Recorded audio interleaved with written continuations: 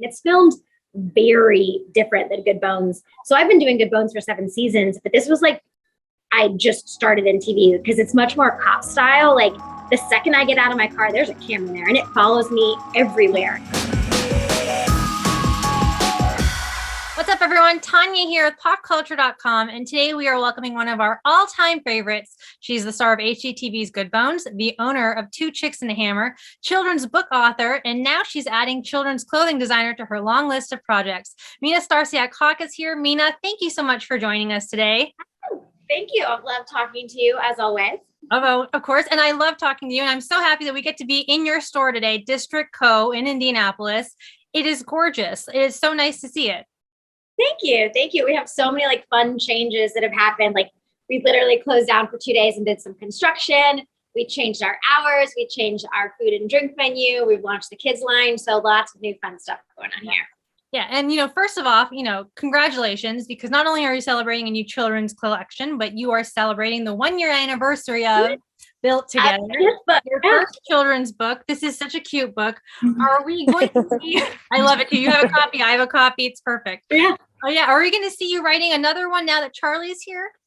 Well, and I mean, I would love to. I've definitely thought about it. Charlie is getting a whole property named after her. So our spinoff show, Good Bones Risky Business, is named Charlotte Hall. So wow. Jack so far has a book. She has a hall. And they both have a kids line with their name on it. So for now, I'm no pressure, but on myself, but she does need to be in another kids book. Of course. Yeah. And I know that last we spoke a bit about how if you'd ever write a memoir, and we were a little hesitant because you said you didn't really feel old enough for it. So has that changed as yet? I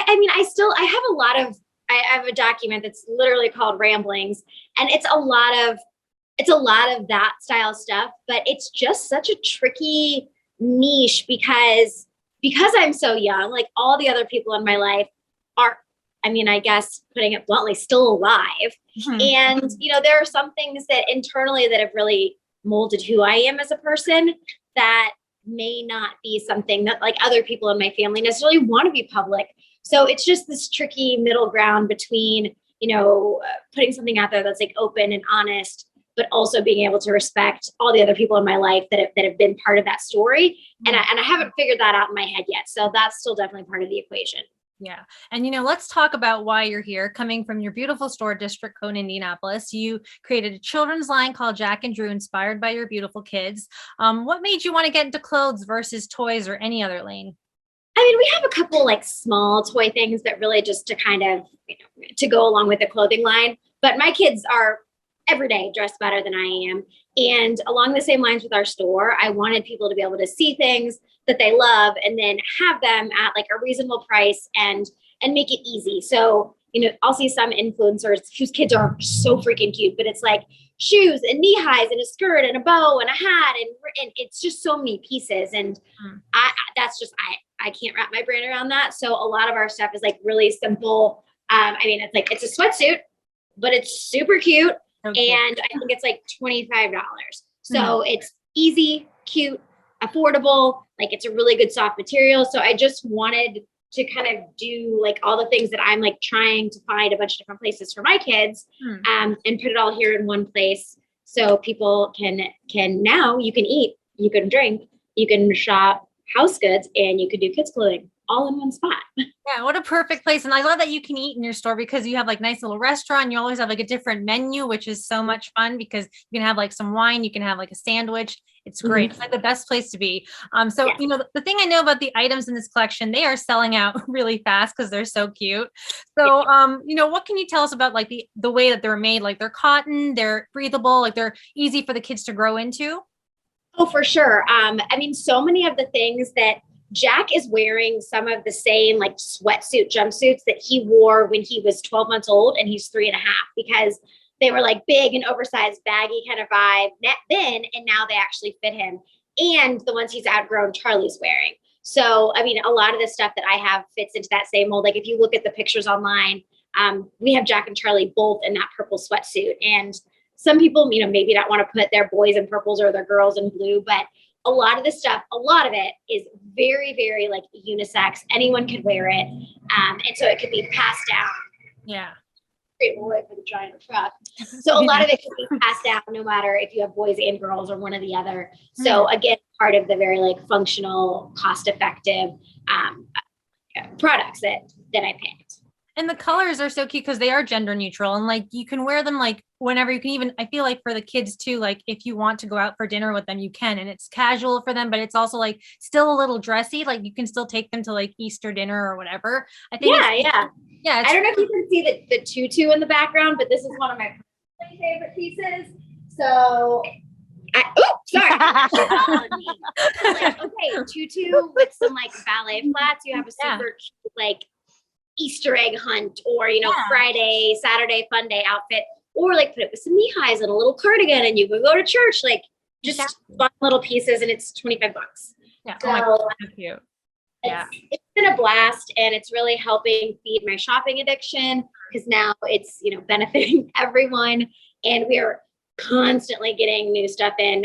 Finley, who kind of she's mini me, but really she's kind of my boss. She's like, I need you to stop placing orders for a minute, okay? And I was like, but I can't. So I just placed an order for like kids swim stuff, which is insane, but it's coming. Like kids spring break is soon. Yeah. So we have so much stuff coming in. We're going to be doing an outfit of the week starting this week. So one outfit will like drop each week, and I imagine they're going to sell out pretty quick, but we'll keep good stuff coming. Yeah, you've got really dedicated customers, and they're also fans, and I love that. And in addition to Jack and Drew, you have 2 Chicks Lawn and Garden, which is perfect for spring because spring is coming up. And so, I've got to ask, will we be seeing any more collections that you're working on in the next few months? Like, are you suddenly like going to be a secret entrepreneur? Like, you're going to have like a whole mega empire of things? Yes, I think they call it like a serial entrepreneur. I mean, I get presented with lots of really great opportunities. Some of them don't necessarily make sense with like the brand or my interests or just my lifestyle. So a lot of them we don't end up doing, but the tool line that was like the landscaping tool line with American Lawnmower was a great one because it's like one of the best products out there. And we teamed up with them and we made it in cute colors. It's like teal and gray. Everything doesn't have to be primary colors. I can show you this. But also, so like if you're gonna buy a root slayer, why not buy it in a cute color? Yeah. And we've like gone through a bunch of the designs with them. So we'll have that's getting restocked this spring. And this is very, very, very new, like literally talked to my team about it this week, but we've been wanting to do kind of like a capsule tool collection for a while. And we found a company that it might make sense to work with, where it's like, this is your first apartment collection, and it's not, a pink toolkit that's going to break in 5 days, but it's like a good impact drill and a solid hammer and a level and like a how-to hanging pictures kind of set, like those kind of things. So it's very infancy stages, but hopefully that's something that's happening in 2022. That's so exciting. I'm so excited for you because I've been watching you since 2016, since the show came out. And one of the things I've admired so much about you is that you kind of made all these opportunities for yourself. And how empowering is that as like a female entrepreneur to do those things? Like kick ass. Like that is so amazing. Like good for you. You must be like so excited by all these new opportunities. It is. It's super exciting. And I mean, I can't not mention like, it only happens because like I might have like an idea or something, but I have such a huge team that does so much of the legwork in the back end. And, we've got a handful of boys that really hold up their own in our big female company, but some of like the most badass chicks that work for the company too, that help make this all happen. Along with badass chick, my amazing child caregiver. But I obviously can't not mention my husband too, because he puts up with a lot and bears the brunt of a lot of the responsibilities at home while I'm running around like a chicken with my head cut off. Yeah. But it's so amazing to see. Like, I know I'm so excited. And I know, speaking of your husband now, I've noticed lately you've been working out with Hawk Fit, which is created by Steve Hawk. What can you tell us about it, and where can fans sign up? Because it looks like a really fun exercise and like all these like little programs he sets up for everyone. I got a bit of a like slap on the hand this morning because of the reel I posted yesterday. It was like, I eat what I want. He was like, baby, some of my clients don't have that option right now. Like they're really struggling. You can't tell people like, I eat what I want, because then they all think they can do it and don't have to like do the work. And I was like, I should have put like within reason, because like I eat what I want. I'll eat pizza, but I eat one piece of pizza, not a whole pizza. But if you don't stipulate that, people will be like, oh, she said she eats pizza, I can eat a whole pizza. So he's been interested in like fitness and nutrition and coaching for the last decade. And he's gotten so many questions over the last 6 months just because of things I've posted where people are like, oh my God, like you're looking like you're in really good shape. What have you done? And I did have my like mommy makeover surgery.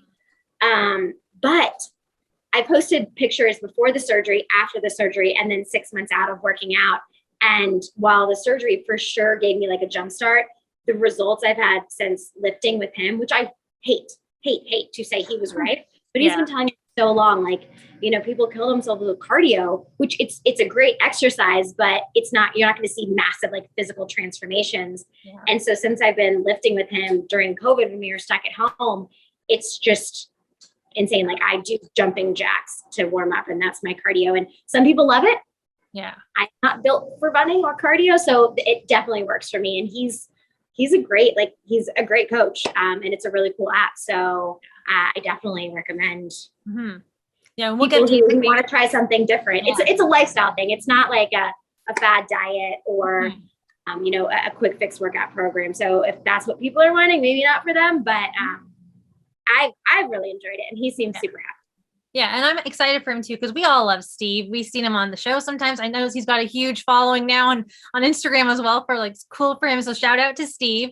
You know, I love the thing that you are so candid and honest about who you are, and, you know, you're real about these things, especially with the mommy makeover. I know sometimes you get a little bit of criticism from, you know, keyboard warriors. How do you react when you get those? Like, I know you're very respectful of still calling them out, and like the way they I mean, I think it needs to be done in a tactful way, because I think a lot of times when people just randomly like shoot something off, they don't necessarily think through what they've said or what they're doing or what the impact could be doing that to someone who doesn't have like the thick skin that you. Me, I'm like, you're having some issues today. Who was mean to you?